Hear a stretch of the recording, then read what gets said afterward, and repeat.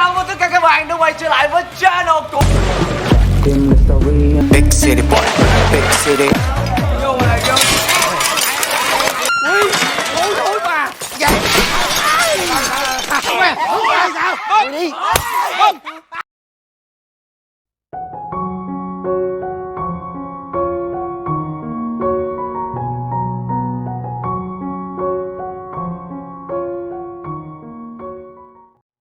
Pada tahun 2021 di sebuah kota di negara Vietnam, tepatnya di kota Saigon, ada sebuah keluarga yang tinggal di dalam gang dengan tingkat kepadatan penduduk yang cukup tinggi.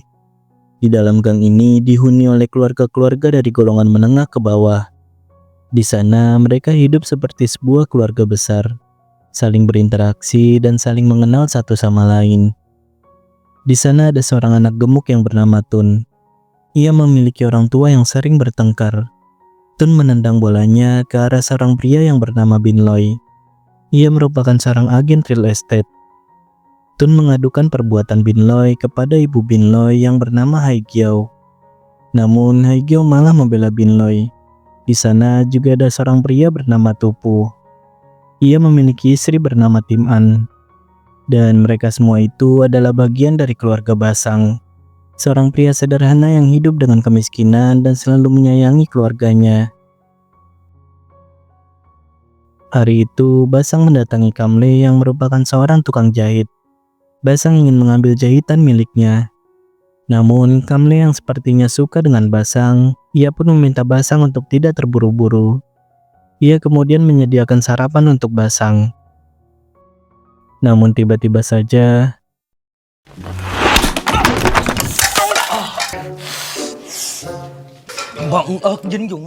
ternyata Tun menendang bolanya sampai ke sana. Dan hal itu membuatnya dimarahi oleh ayahnya yang memang sering bersikap kasar kepadanya. Kamle meminta ayah Tun untuk berhenti melakukan kekerasan dalam rumah tangga.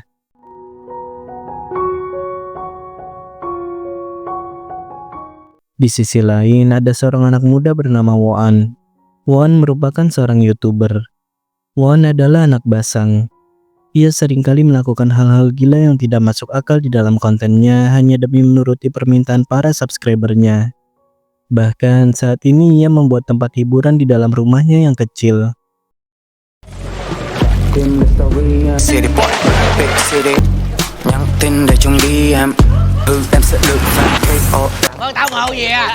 Cũng có hết trơn á, chọi á, có bắn cầm tắm, hệ thống vợ vô đây buổi sáng ở đây. Được văn chương anh rơi ra. Nếu mà ngoan em sẽ bị thương. Basang sebenarnya sudah sangat muak dengan kelakuan Woan.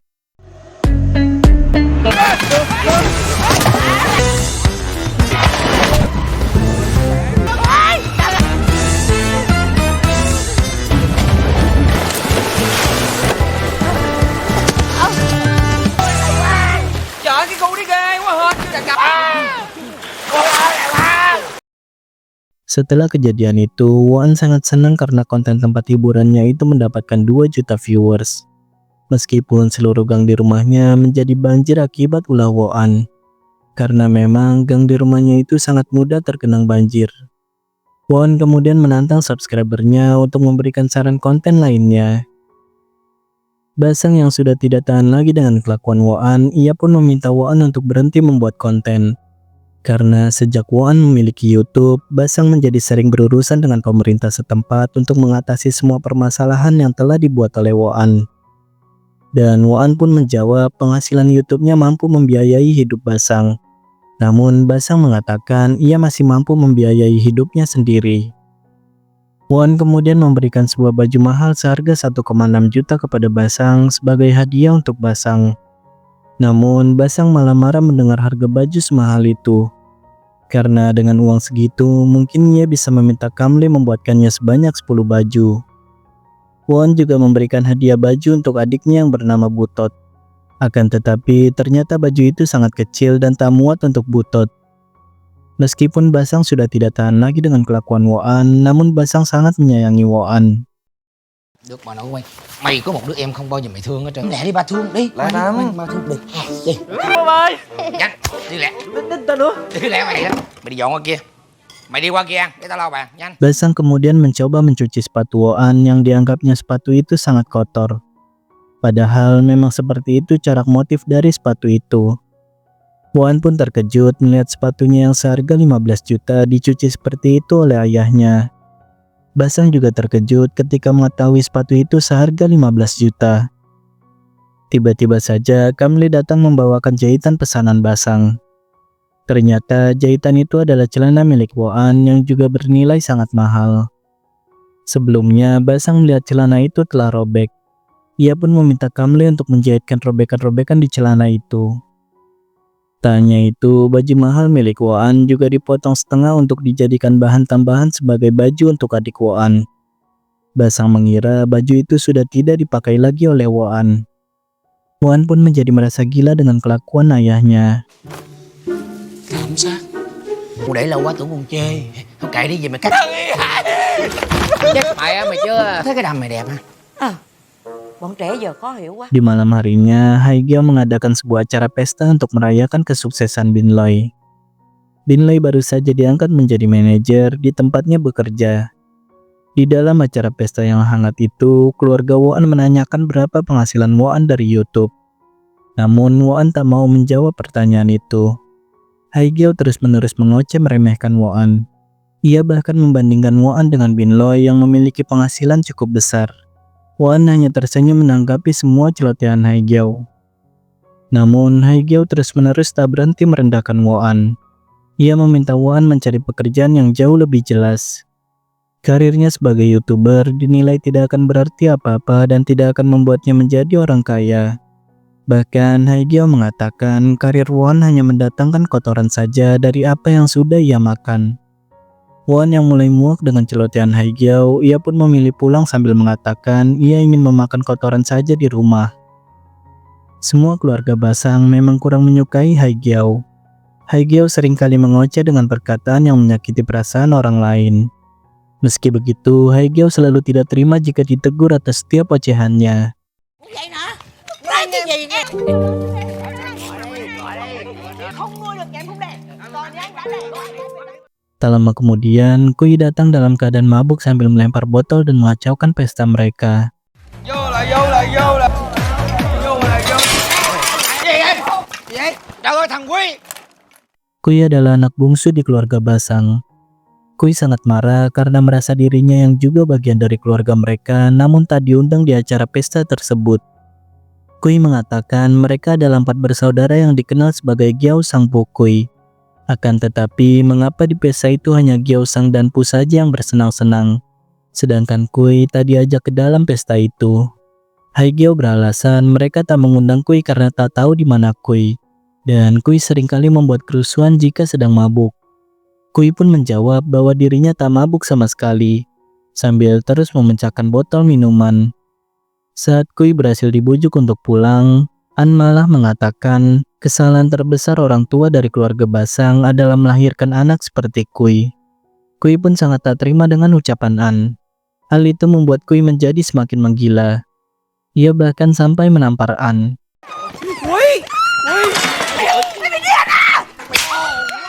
An yang tak terima juga berusaha ingin membalas Kui. Sampai akhirnya Kui tak sengaja memukul kepala Basang dengan botol hingga Basang pingsan.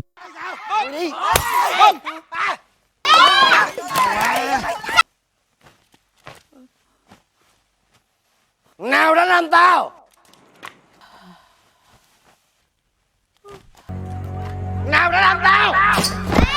Keesokan harinya, Woan sedang berbicara dengan asistennya yang bernama Chow.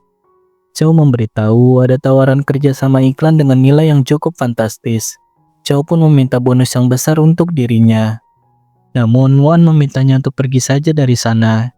Karena belum apa-apa, Chow sudah meminta bonus yang besar. Sementara itu, Basang baru saja menjemput Butot pulang sekolah. Mereka mampir ke tempat Pu untuk membeli makanan. Pu merasa heran bagaimana Kui bisa tahu tentang acara pesta semalam. Ternyata Basanglah yang memberitahu Kui tentang pesta itu. Namun Basang tak tahu jika Kui akan datang dalam keadaan mabuk. An masih tak terima karena dirinya ditampar oleh Kui. Ia menyalahkan Basang karena telah mengundang Kui. Basang pun meminta An untuk lebih menjaga mulutnya. Apalagi ucapan itu dilontarkan kepada orang gila seperti Kui. An malah membalas dengan menyindir perihal Butot yang bukan anak kandung Basang. Bahkan An mengatakan Basang merawat Wan saja tidak bisa.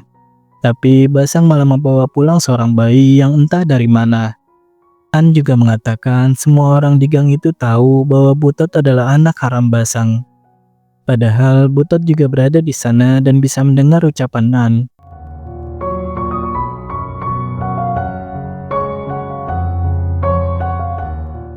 Haigyo juga ikut menyindir perihal Butot yang memang bukan anak kandung Basang. Basang waktu itu tiba-tiba saja pulang dengan membawa bayi. Basang pun mengatakan ia menemukan Butot di sebuah pagoda. Ia kemudian membawanya pulang karena kasihan melihat Butot yang masih bayi tapi sudah dibuang oleh orang tuanya. Basang pun memilih untuk mengadopsi Butot. Kamli yang memang menyukai Basang, ia tak terima dengan ucapan Nan.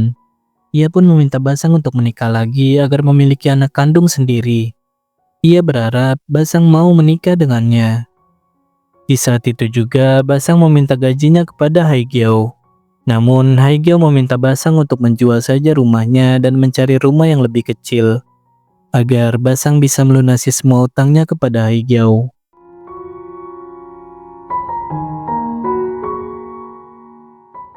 Setelah itu, Butot memberitahu Woan bahwa Bibi Gyo sangatlah jahat.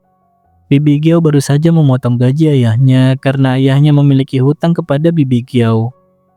Bahkan Bibi Gyo sampai menyuruh ayahnya untuk menjual rumah agar bisa melunasi semua hutang kepada Bibi Gyo. Dan sisa uang dari jual rumah nantinya bisa dibelikan rumah lagi yang jauh lebih kecil. Tanpa banyak bicara, Woan pun langsung pergi dan melunasi semua hutang ayahnya kepada Haigyo. Setelah itu, Woan memberitahu Basang bahwa ia telah melunasi semua utang Basang kepada Haigyo. Woan juga meminta Basang untuk berhenti bekerja dengan Haigyo. Woan sendiri nantinya yang akan membiayai hidup Basang. Di malam harinya, Kui datang dengan sekelompok orang. Kui meminta Basang untuk membantunya melunasi semua hutang-hutangnya. Kui memiliki hutang sebesar 40 juta dengan bunga 15%. Saat ini total hutang Kui mencapai 58 juta dan Kui tak membayar-bayar hutangnya sejak 3 bulan yang lalu. Jika Kui masih tak membayar hutangnya, maka mereka akan memotong tangan Kui. Basang sebenarnya tak tega melihat Kui. Namun Woan terus menahan Basang untuk membiarkan saja hutang-hutang Kui.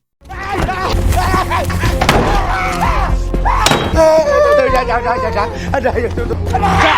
Kok. Sudah. Sampai akhirnya Basang pun membayarkan hutang Kui dengan tabungan yang ia miliki. Namun Basang hanya memiliki 10 juta saja. Sisanya akan ia lunasi di akhir bulan nanti. Tentu saja hal itu membuat Woan sangat marah. Karena menurut Woan itu bukanlah urusan mereka.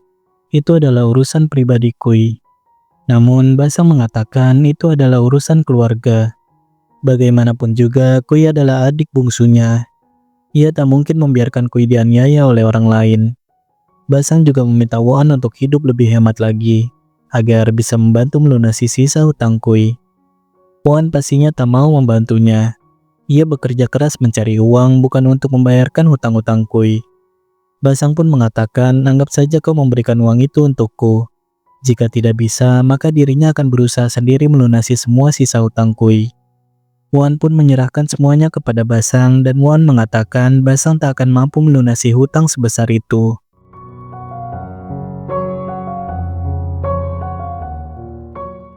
Basang kemudian bekerja lebih keras lagi untuk bisa mendapatkan uang lebih banyak.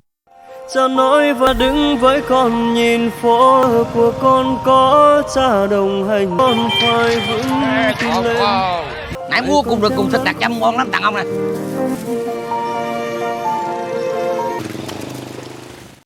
Dan sementara itu, Woan menandatangani kesepakatan kerjasama iklan yang waktu itu ditawarkan oleh asistennya. Setelah itu, Binloy menawarkan sebuah unit apartemen mewah kepada Woan. Pemilik unit apartemen itu sangat membutuhkan uang dan mereka akan menjualnya dengan harga murah. Binloy membujuk Woan jika Woan membeli apartemen itu, maka Woan bisa membuat konten-konten YouTube-nya menjadi terlihat lebih bagus lagi. Terlebih, sangat jarang apartemen semewah itu dijual dengan harga murah. Binloy sangat ingin keluarganya yang menempati apartemen itu agar ia juga bisa main kapan saja ke apartemen semewah itu. Ia tak ingin ada orang lain yang membelinya. Saat makan malam, Won mencoba mengajak ayahnya untuk pindah ke apartemen mewah. Namun, Basang merasa heran dengan Won. Di saat orang-orang ingin membeli rumah, Won malah ingin membeli apartemen mewah. Menurut Basang, tinggal di apartemen akan sulit jika terjadi kebakaran. Karena mereka tinggal di gedung bertingkat dan akan sulit keluar dari gedung jika terjadi kebakaran. Namun, Won terus meyakinkan Basang. Karena Won sangat ingin memiliki kehidupan yang jauh lebih baik lagi. Won juga memberikan sebuah gambaran jika Basang mau menjual rumah mereka saat ini. Nantinya Basang bisa membagi uang hasil penjualan itu untuk membeli rumah yang baru, untuk melunasi hutang Kui, serta untuk membuka bisnis sendiri. Namun Basang tetap tidak mau. Ia masih merasa nyaman tinggal di rumah itu dengan lingkungan yang berisi keluarganya sendiri. Meskipun kehidupan di sana sering memperlihatkan kekerasan fisik maupun lisan. Akan tetapi, ternyata Won sudah membayar DP untuk membeli unit apartemen itu. Akhirnya, Basang pun mau tak mau pindah ke apartemen itu demi Butot.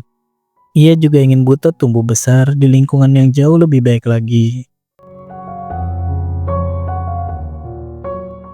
Singkat cerita, kini Won, Basang dan juga Butot telah tinggal di apartemen baru mereka. Namun, Basang malah membawa semua barang-barang dari rumah lamanya ke unit apartemen itu. Won pun tak setuju karena barang-barang itu sangat kuno dan merusak estetika unit apartemen itu. Akan tetapi, semua barang-barang itu sudah terlanjur dibawa ke sana. Won pun mau tak mau harus mengikuti keinginan ayahnya. Won sudah pasrah dengan semua barang-barang itu. Namun, Won meminta satu hal kepada Basang. Won meminta agar Basang tidak memberitahu keluarganya tentang kehidupan baru mereka di sana. Dan semua sudah terlambat. Basang telah mengundang keluarganya untuk melihat-lihat tempat tinggal barunya itu.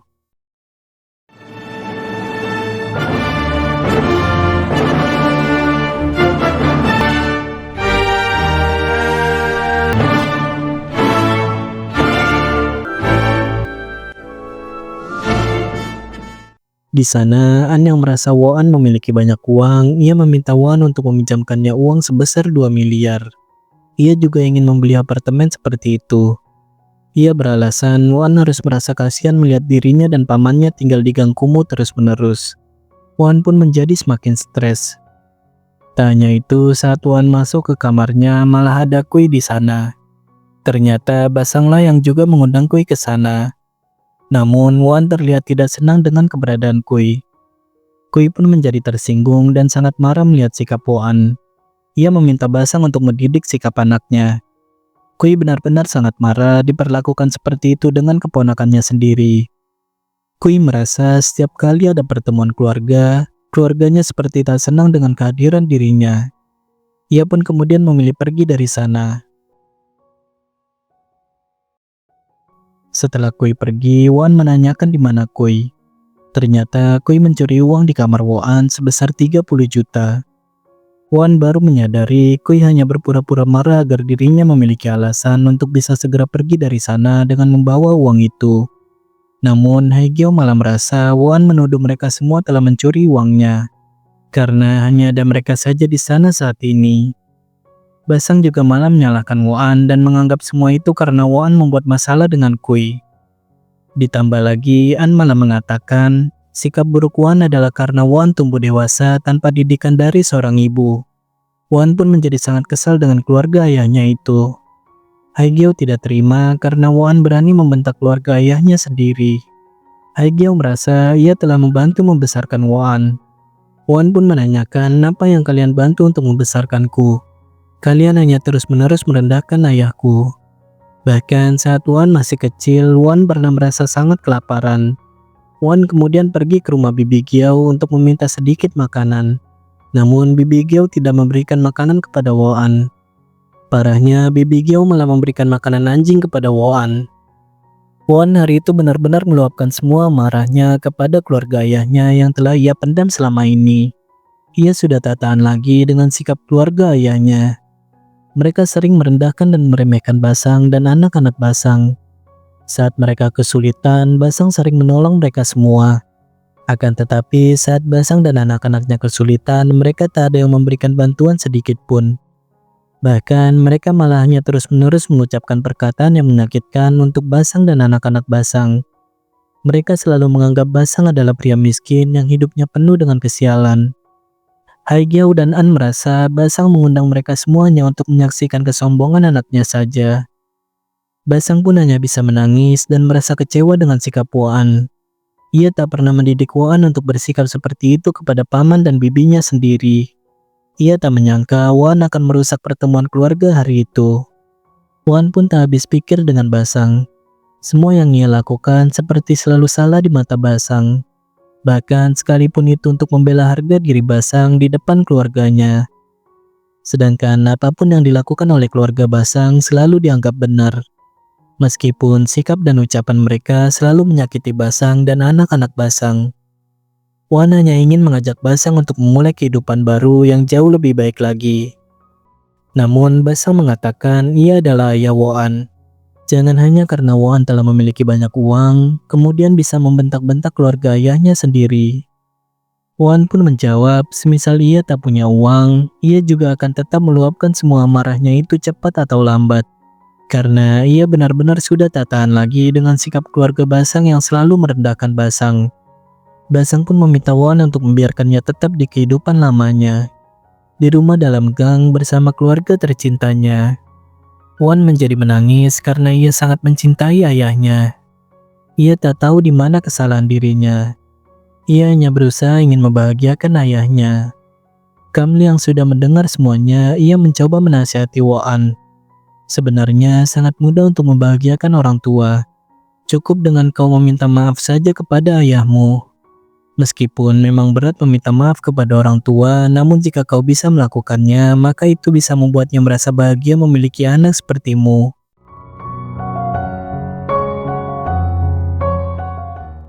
Hari demi hari terus berjalan. Basang kini hanya tinggal berdua saja dengan Butot di rumah itu.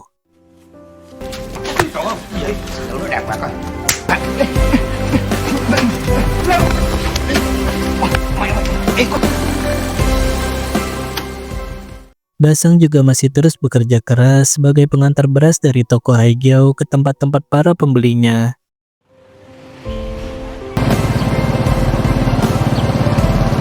Kệ con ơi, mày ngủ ngoài đi vô thay mua. Haigyao masih terus meminta Basang untuk menjual rumahnya itu. Menurut Haigyao, rumah Basang terlalu besar jika hanya ditempati berdua saja oleh Basang dan Butot. Seharusnya Basang tinggal di rumah yang jauh lebih kecil lagi. Namun Basang hanya mengabaikannya. Saat Basang melihat ke rumahnya, Butot sedang duduk bersama seorang wanita. Dan ternyata wanita itu adalah ibu kandung Butot. Basang pun berbicara empat mata dengan wanita itu. Wanita itu memberikan dua pilihan kepada Basang. Yang pertama, kembalikan Butot kepadanya. Atau yang kedua, memberikannya uang dan ia akan membiarkan Butot bersama Basang. Jika Basang menolak keduanya, maka ia akan melakukan sesuatu yang gila. Basang pun sangat marah karena wanita itu telah membuang Butot saat Butot masih bayi. Namun kini tiba-tiba saja dirinya datang meminta Butot untuk dikembalikan.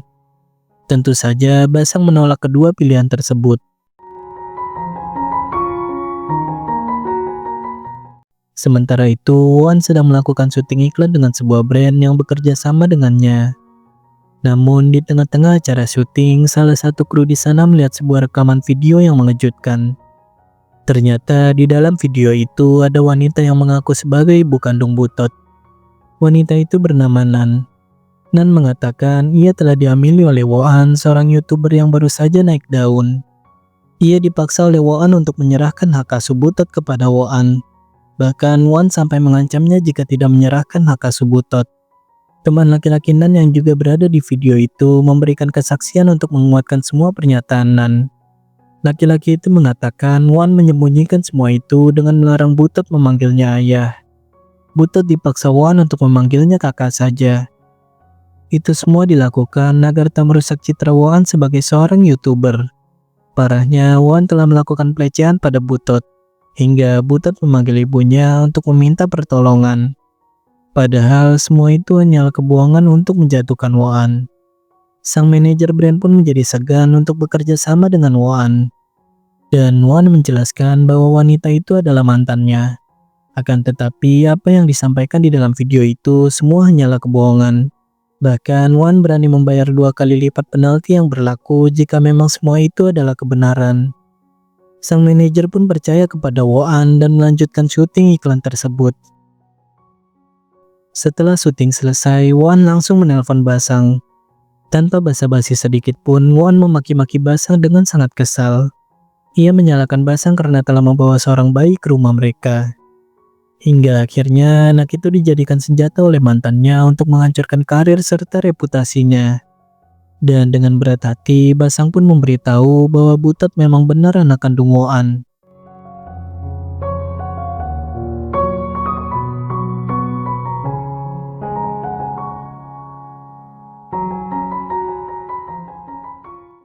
Setelah itu, Woan langsung pergi bertemu dengan Nan. Di sana, Nan menjelaskan saat ia putus dengan Woan, dirinya ternyata dalam keadaan hamil. Dan ia memang sudah tidur dengan banyak laki-laki. Ia pun tak tahu siapa ayah dari bayi yang dikandungnya itu. Jadi, ia hanya memilih laki-laki yang paling kaya yang pernah tidur dengannya. Namun, seiring berjalannya waktu, laki-laki pilihannya itu mulai merasa curiga. Ia pun meminta tes DNA anak itu.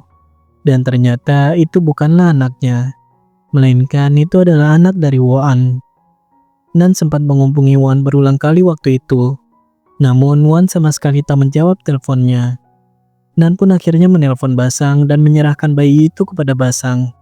Ia tak tahu ternyata Basang merahasiakan status anak itu kepada Woan. Sedangkan motif Nan menyebarkan keburukan Woan adalah karena ia sedang berusaha masuk ke dunia entertain. Ia membutuhkan sebuah skandal yang bisa mengangkat namanya.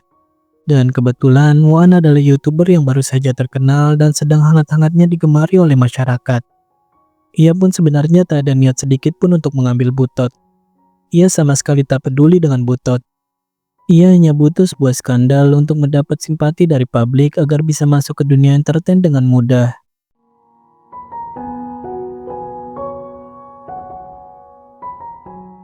Di malam harinya, Woan sangat marah kepada Basang karena telah merahasiakan status Butot yang ternyata adalah anak kandungnya. Woan sangat kesal karena kini karirnya sudah berada di ujung tanduk. Padahal dia baru saja naik daun.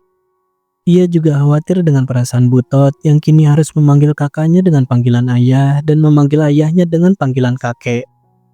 Basang pun menjelaskan kenapa ia merahasiakan semua itu dari Woan. Basang tak tega karena melihat Woan hampir saja bunuh diri saat ditinggalkan oleh Nan. Basang takut jika Woan tahu Butot adalah anak Woan, maka Woan akan melakukan hal yang jauh lebih gila lagi. Terlebih saat itu Woan masih duduk di bangku kelas 12. Woan tak akan siap menerima kenyataan bahwa dirinya telah menjadi seorang ayah saat itu. Basang merahasiakan itu justru untuk kebaikan Woan. Karena jika Woan tahu sejak dulu bahwa Butot adalah anak kandungnya, mungkin Woan tak akan bisa mencapai apa yang telah Woan capai saat ini. Dan mungkin saja Woan sudah terpuruk sejak lama dan entah kapan bisa bangkit dari kecerobohannya. Woan kemudian bertanya apakah Basang yakin Butot adalah anaknya. Dan Basang pun menjadi kesal mendengar pertanyaan Woan. Basang bahkan terang-terangan memberitahu Butot bahwa Woan adalah ayah Butot. Beberapa hari kemudian, Nan diundang ke sebuah acara talk show. Di sana, Nan menceritakan bahwa ia sangat ingin mengambil anaknya kembali. Namun, Woan malah mengira bahwa dirinya hanya ingin menjatuhkan karir Woan. Bahkan, Woan sampai melakukan kekerasan kepadanya. Ternyata saat bertemu Nan waktu itu, Nan sengaja memancing Woan menjadi kesal agar melakukan kekerasan kepada dirinya. Dan ia telah menyiapkan seseorang di luar kafe untuk merekam aksi kekerasan Woan kepada dirinya. Chow menduga itu semua memang sudah direncanakan oleh Nan. Karena di dalam video itu sangat jelas terdengar suara percakapan Nan dan Woan. Mana mungkin suara itu bisa terekam dengan jelas jika tidak menggunakan mic. Chow pun memberitahu pria iklan yang melakukan kerjasama dengan Woan.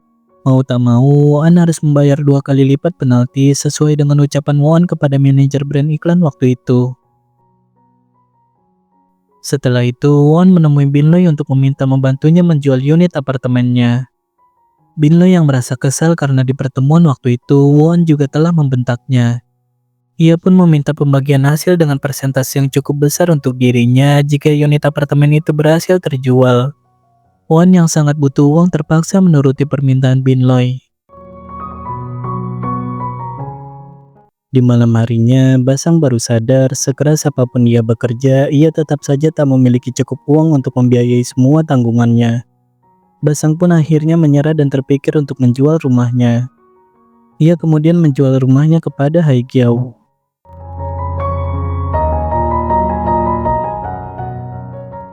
Keesokan harinya, Basang memberikan 2 mutiara besar kepada Kamle. Basang merasa Kamle selama ini selalu memberikan banyak hal untuk dirinya. Sedangkan ia sendiri tak pernah bisa memberikan apa-apa untuk Kamle. Basang juga memberitahu ia baru saja menjual rumahnya. Dan ada sisa uang untuk membelikan Kamle 2 mutiara besar itu. Basang kini tinggal tak jauh dari sana. Woan datang bersama Chow. Chow lah yang memberitahu Woan perihal Basang yang telah menjual rumah. Basang sebelumnya menitipkan uang kepada Chow secara diam-diam untuk melunasi hutang Woan kepada pihak brand iklan yang waktu itu bekerja sama dengan Woan. Woan pun mengatakan ia kini juga sudah menjual apartemennya. Woan merasa khawatir karena Basang harus membiayai hidup Butot juga. Woan memberikan sebagian uangnya kepada Basang hasil dari menjual apartemennya. Namun Basang menolaknya. Basang mengatakan ia tahu Woan sedang terlibat masalah besar. Dan Woan lebih membutuhkan uang itu daripada dirinya. Karena jika tidak membutuhkan uang itu, Woan tak mungkin menjual apartemennya. Woan pun mengatakan ia hanya ingin membalas budi kepada Basang karena telah merawatnya hingga dewasa. Ia tak ingin menyusahkan Basang lagi. Namun Basang tetap menolaknya. Basang bahkan tahu Woan kini sudah diblokir oleh pihak YouTube. Dan Nan benar-benar wanita yang berbahaya. Bisa saja kedepannya nanti Nan akan melakukan hal yang jauh lebih gila lagi. Basang menyuruh Woan untuk membawa saja uang itu agar Woan bisa mencari pekerjaan baru. Ia merasa dirinya kini sudah tua, tak memiliki kebutuhan yang banyak. Lebih baik uang itu untuk Woan demi menjaga masa depannya. Basang juga mengatakan, anggap saja aku adalah ayah yang bodoh yang gagal dalam mendidik anaknya dan tak bisa menjadi seperti yang diinginkannya.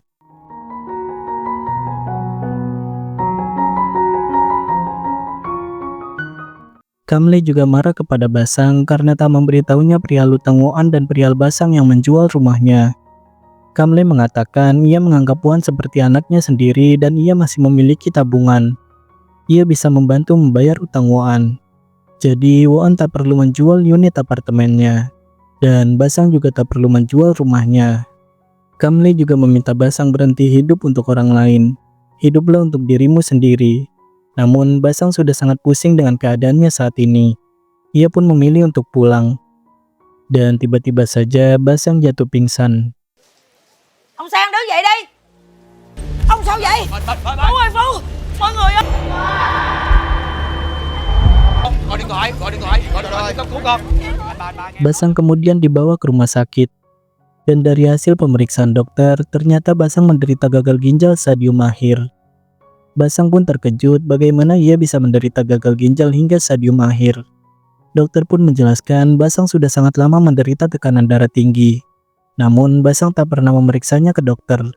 Sampai akhirnya kini telah berubah menjadi gagal ginjal. Dokter juga mengatakan Basang terlalu memaksakan tubuhnya. Saat Basang merasa pusing, Basang tak mendengarkan tubuhnya untuk beristirahat. Basang memaksa tubuhnya untuk terus bekerja keras.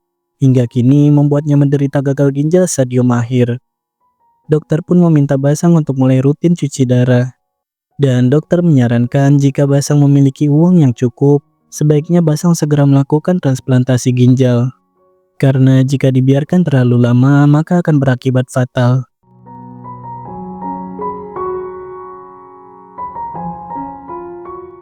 Basang meminta Pu dan Kamle untuk merahasiakan itu semua.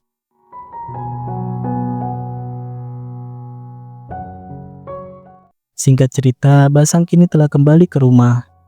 Dan ternyata Kamle telah memberitahu penyakit Basang kepada Woan. Woan pun sangat marah kepada Basang karena mencoba untuk merahasiakan penyakitnya dari anaknya sendiri. Basang pun menjadi marah kepada Kamle dan mengatakan memang seharusnya ia tak perlu percaya lagi dengan wanita. Kamle juga menjadi kesal dengan Woan karena Kamle meminta Woan untuk menunggu beberapa hari. Namun Woan malah langsung mendatangi Basang. Basang hanya tak ingin menyusahkan anaknya. Ia sadar Woan sedang terlibat masalah yang sangat sulit. Woan juga marah kepada Basang karena ternyata Woan sudah sejak lama menyuruh Basang untuk periksa ke dokter. Perihal Basang yang sering mengeluhkan kepalanya selalu pusing. Namun Basang selalu tak mau dengan alasan dirinya sangat takut rumah sakit. Kamle memberitahu kini Basang harus segera melakukan transplantasi ginjal. Namun butuh waktu 6 bulan untuk menunggu donor ginjal. Waktu selama itu sangat mengkhawatirkan untuk kondisi Basang saat ini. Ada 2 cara lain untuk mendapatkan ginjal lebih cepat. Yang pertama adalah dengan cara membeli ginjal secara ilegal. Dan yang kedua adalah dengan cara pihak keluarga mendonorkan ginjalnya untuk Basang. Namun itu juga tak bisa sembarangan. Harus ginjal yang cocok dan tepat saja yang bisa didonorkan untuk pasien. Woan pun bersedia mendonorkan ginjalnya untuk Basang. Akan tetapi Basang menolaknya. Woan menderita hemofilia. Dan Woan memakai sebuah alat pacu pada jantungnya. Jika Woan melakukan sebuah operasi besar, maka itu sangat berbahaya untuk Woan. Namun Woan tak masalah jika hal itu tidak membahayakan Basang. Basang masih terus menolak dengan alasan semua orang juga pasti akan mati. Mungkin ini adalah waktu bagi dirinya untuk menyusul orang tuanya yang telah lama mati. Lagi pula, operasi itu lebih besar kemungkinannya untuk gagal daripada untuk berhasil. Jadi lebih baik uangnya digunakan untuk Woan merawat Butot dan diri Woan sendiri dengan baik. Tak perlu memikirkan Basang lagi nantinya. Woan pun menyadari sebenarnya Basang hanya tak ingin mengambil ginjal anaknya saja. Basang tak masalah jika mendapatkan ginjal dari orang lain.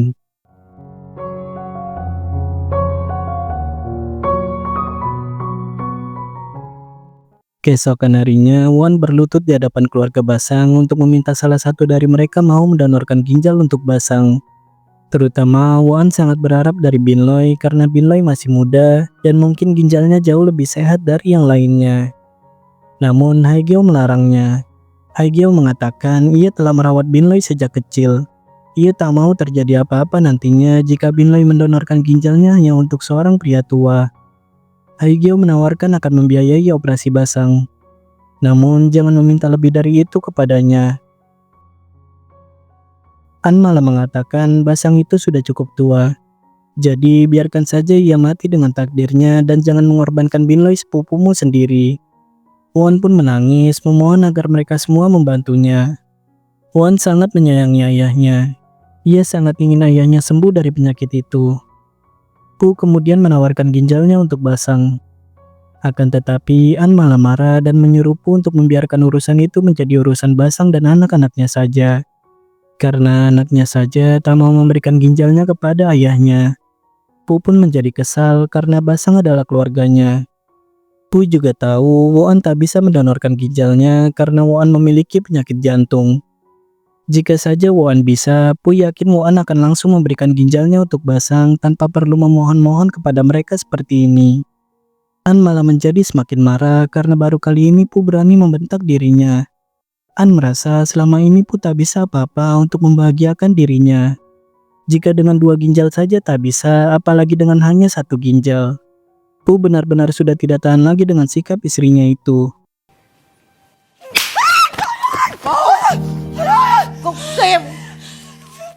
An pun menangis dan mengatakan ia melarang Pu demi kebaikan rumah tangga mereka. Ia masih sangat berharap Pu bisa memberikan anak untuknya. Jika Pu hanya memiliki 1 ginjal, ia khawatir Pu tak akan hidup lebih lama. Dan ia tak siap jika hanya hidup sendirian saja tanpa suami dan juga tanpa seorang anak pun.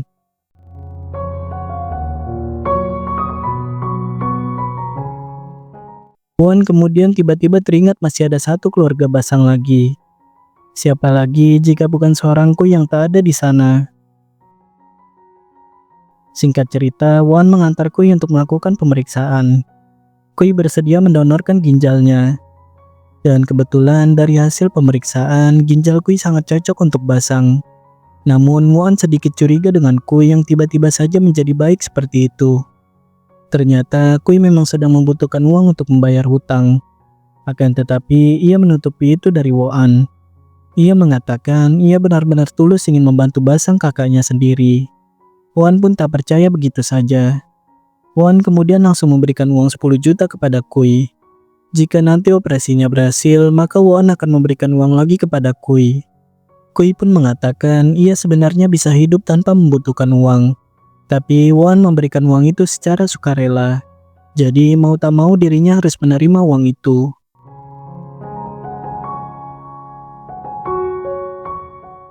Saat di rumah, Basang memiliki satu permintaan kepada Woan. Basang meminta Woan untuk berperan menjadi seorang ayah.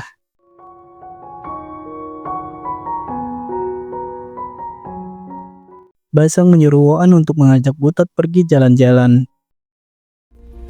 Bà là con quỷ đó nha bà. Bây giờ Giờ 2 hay 3 chốt một số đi. Bà cũng quá trời bà rồi. Tử tế ghê. Tôi bị thợ nó dắt tôi đi leo núi cho. Ta có điều Cái gì?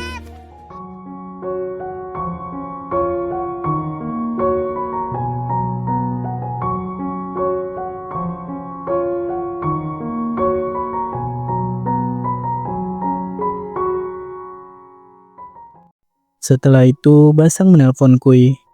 Basang sangat berterima kasih kepada Kui karena telah mendonorkan ginjalnya untuk Basang.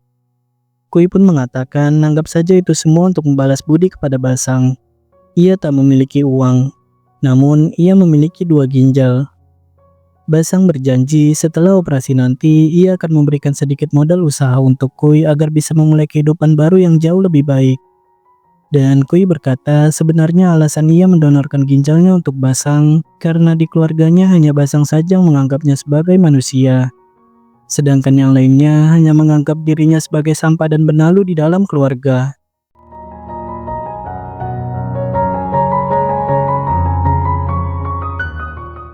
Setelah itu, Basang menyatakan perasaannya kepada Kamle.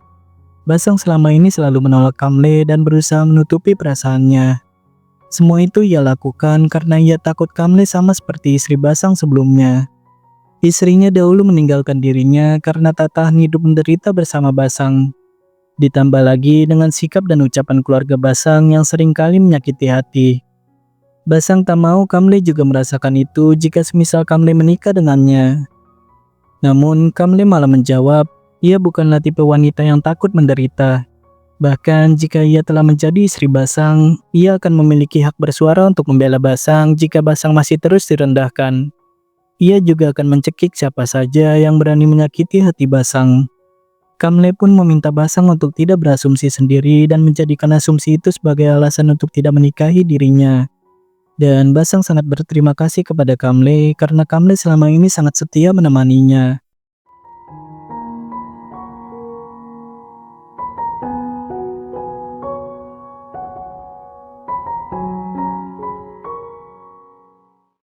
Basang kemudian berteriak bahwa ia mencintai Kamle, dan Kamle saat ini telah menjadi kekasihnya.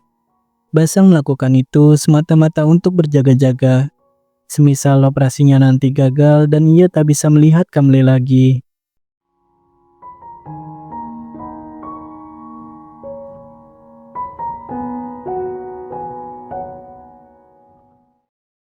Di sisi lain, Kui yang sedang naik motor dengan santai, tiba-tiba saja ia ditikam dari belakang, hingga dirinya tewas karena penikaman itu.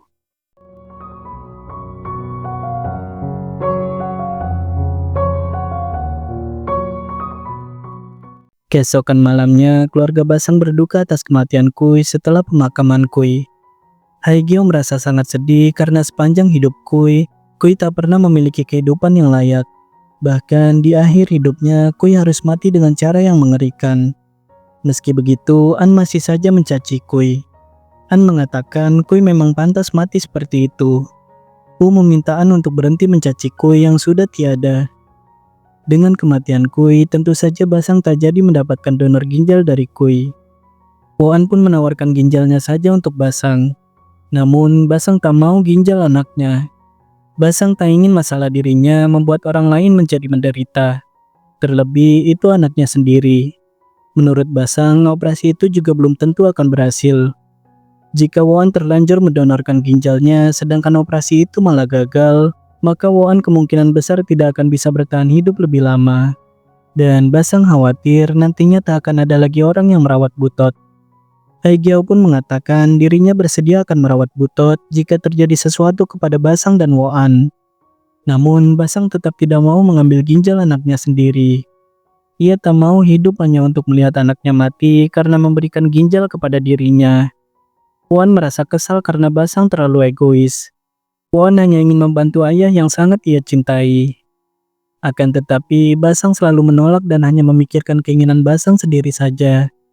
Basang mengatakan semua itu karena dirinya sangat mencintai Woan, anak satu-satunya.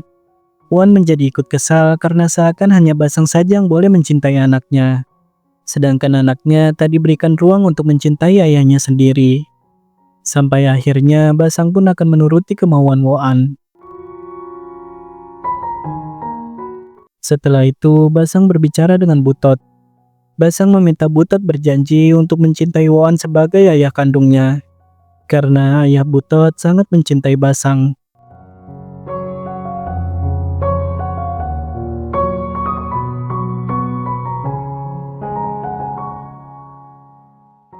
Keesokan harinya, Woan sangat panik mencari Basang. Basang tak ada di mana-mana. Basang telah pergi melarikan diri dari keluarganya. Basang tak mau merepotkan keluarganya, terutama anaknya sendiri. Di sisi lain, Basang pergi menaiki sebuah bus. Ia pergi tanpa tahu kemana tujuan bus itu. Ia hanya berpikir yang terpenting dirinya menghilang dari keluarganya.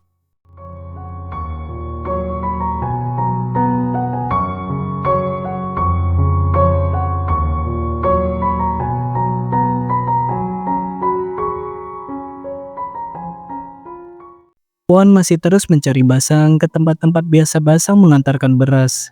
Namun orang-orang di sana mengatakan Basang sudah lama tak mengantarkan beras lagi ke tempat mereka. Hari demi hari pun berlalu. Basang kini tinggal sementara di sebuah kuil.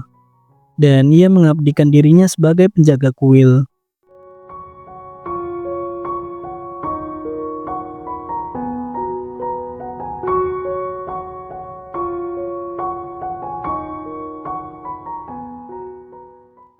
Suatu hari, Woan melakukan live streaming untuk mengklarifikasi semua kasus skandal yang menerpanya selama ini.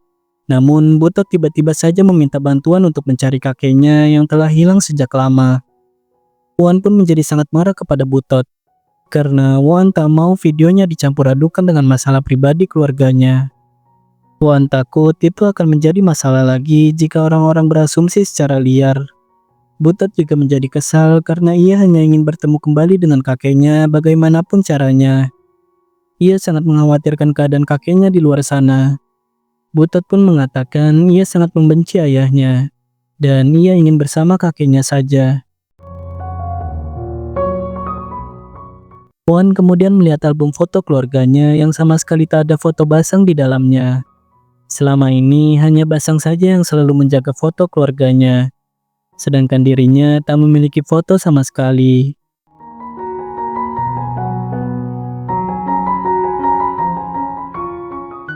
Sementara itu, Basang sedang berada di tempat pembuatan peti mati. Ia memesan peti mati yang paling murah untuk dirinya sendiri. Setelah itu, Basang melakukan sesi pemotretan untuk dipajang ketika nanti dirinya telah mati.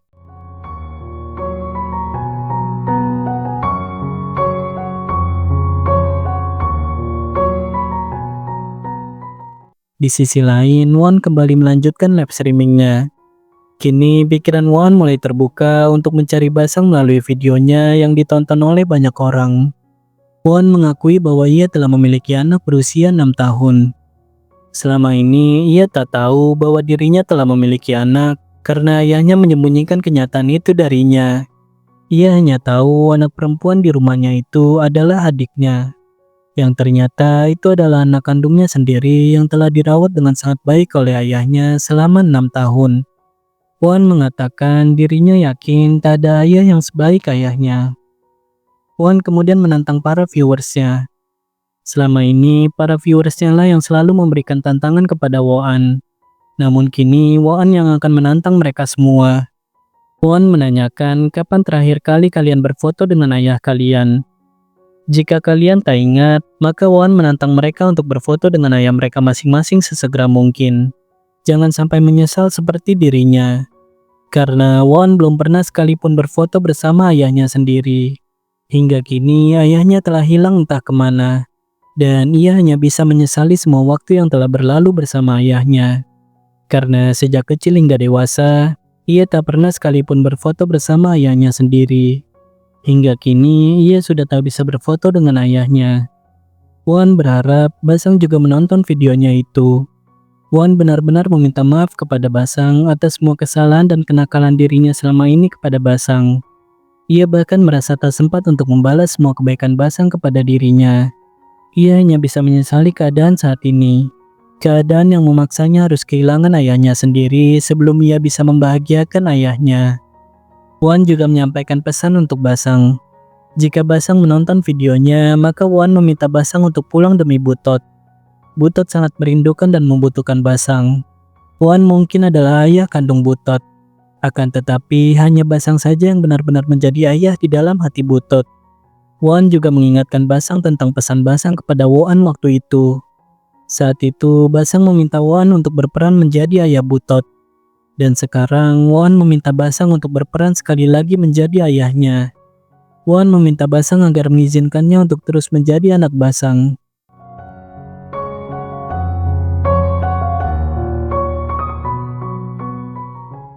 Teman Basang juga menasihati Basang. Basang sempat bercerita ia selalu mengajarkan anaknya untuk berkorban. Ia selalu mengajarkan anaknya untuk membalas budi kebaikan orang lain.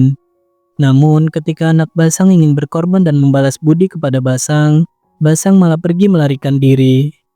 Itu seperti tindakan yang tak adil kepada anak. Anak Basang hanya ingin berbakti kepada ayahnya. Akan tetapi, ayahnya sendiri malah tak memberi kesempatan untuk anaknya berbakti. Dan pada akhirnya, Basang pun memilih untuk pulang dan menuruti kemauan Won. Basang dengan berat hati akan menerima ginjal anaknya sendiri.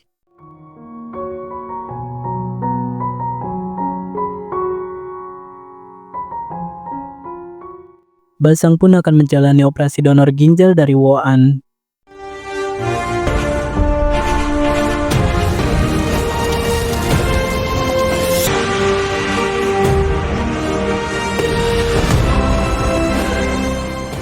Sebelum operasi, Won sempat bercanda dengan Basang. Won terpikir untuk menjadikan kisahnya itu ke dalam sebuah film dan diupload di channel YouTube-nya. Ia yakin akan banyak orang yang menonton dan menyukai film itu.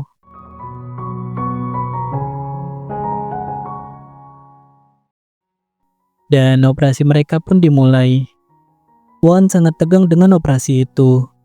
Basang juga masih mengkhawatirkan Won yang memiliki penyakit jantung dan sebenarnya tak bisa melakukan operasi besar. Namun dokter mengatakan Won akan baik-baik saja. Basang juga mengatakan kepada dokter bahwa anaknya sangat mencintai dirinya. Basang meminta tolong agar ia dan anaknya bisa selamat dalam operasi itu dan bisa hidup lebih lama lagi agar bisa saling membahagiakan. Tự nhiên thèm sống quá. Bác đừng có dễ vậy bác. Bà, xin phép bà cho tôi tiếp tục. Singkat cerita, operasi telah dilakukan. Mereka pun kini menjalani hari-hari seperti biasanya lagi. Hari itu, Butot bangun kesiangan untuk pergi berangkat ke sekolah. Basang sengaja tak membangunkan mereka agar mereka terbiasa tanpa Basang. 6 giờ rưỡi rồi. Mẹ, tới giờ giận rồi nè. Trời trễ giờ ổn. Di sana, Won berterima kasih kepada Basang karena telah mengajarkan banyak hal.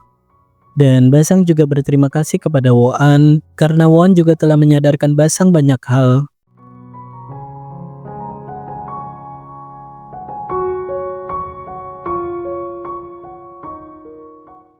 Namun ternyata itu semua hanyalah hayalan Won saja.